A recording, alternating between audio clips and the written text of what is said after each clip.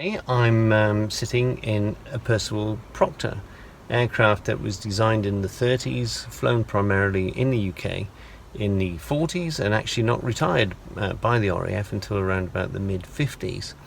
It was used mainly as a radio operator training aircraft, so these would be seen flying up and down the country pretty regularly.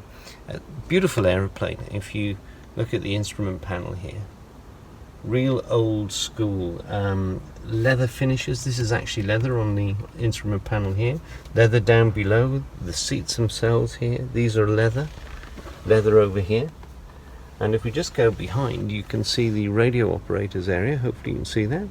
So you'd have the pilot and the radio operator would be doing this stuff in the back. So it's quite a clever little system to have. And the one we have here in the museum is in pretty good condition. If we just look at the wing, I just put you out there, you can see ailerons moving back and forwards. And the same thing applies with the rudder and the elevators. They all function. Down below, there's the rudders. They are doing their stuff.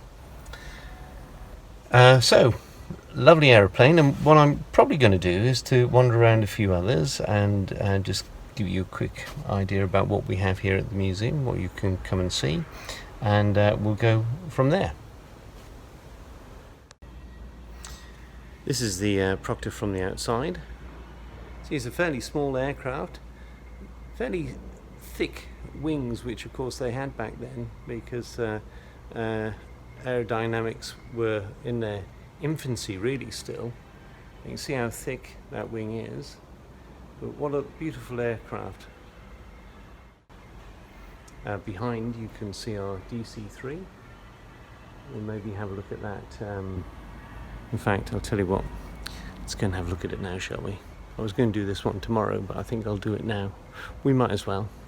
Somebody told me with these things that you shouldn't do more than 3 minutes. I think my first one at 10 minutes was probably a little bit too long, a tad long, but hey ho. Anyway, here we go. This is the DC-3 or C-47 Australian variant. There was quite a few of these flown in Australia. Let's wander inside. Why not? Let me just get over the rope. Oh, a bit cumbersome. I should have really taken that off first before I came in. Anyway, here we are inside.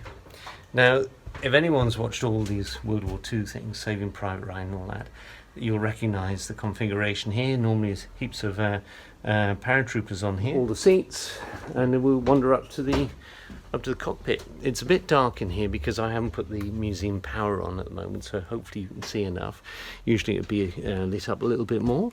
This is the radio operators area and navigator. Just walking up into the cockpit, and look at that. Fantastic. In fact, funnily enough, it's similar to the Proctor in many ways. You see how they finish inside here? It's insulation, sound, leather seats again. Certainly when they made aircraft back then, they made them rather well.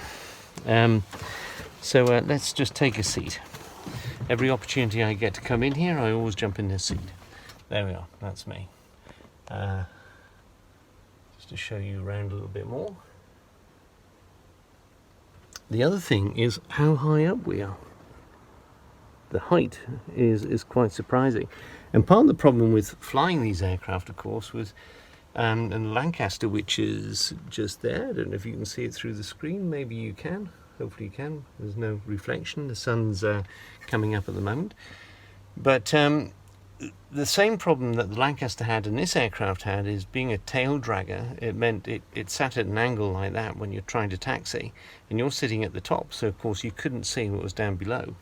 So imagine trying to move these things left and right just to make sure you're on the taxiway. Runway is probably easier, I suppose, but certainly going around corners on taxiways and that sort of thing, and making sure you didn't hit other aircraft was probably quite tricky, I would have thought. Anyway, this is one of my favourite aeroplanes, just in the Lancaster, and I don't know, it's just got something about it. And then you look back down there. Wouldn't take a lot to picture this thing flying into Normandy in 44, packed full of troops. And can you imagine being in here with all that flak coming up against you as well? That would not have been much fun at all.